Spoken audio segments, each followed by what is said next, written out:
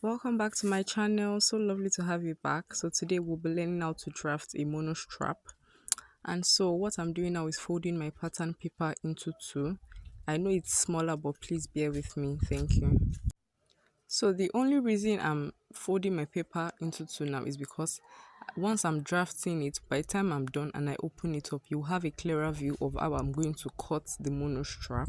And so I'll be drafting on fold. And so what I'll do now is have my proper pattern done behind the scenes. So for those who haven't watched my basic bodice pattern to have a clearer understanding of what I did here, you might need to refer back to that video. And so what I'm doing here is having my darts drawn.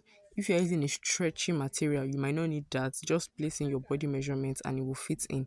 But if you're using a material that is not stretchy and you want your body to be cinched around the waist, you might need to have your darts done for your waist.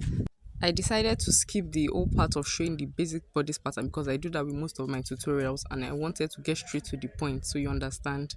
So now here I have opened it up and this is what I was explaining earlier. I wanted us to have a clearer picture of like a top pattern. So what you are seeing now is I'm just trying to highlight the edges so we have a clearer idea. So what you can do now is you can either connect your mono strap from that other neck into the armhole at the other side, or you can draw the neckline straight to the other side and have it like a straight mono strap. Now what I'm drawing out here is a curved one.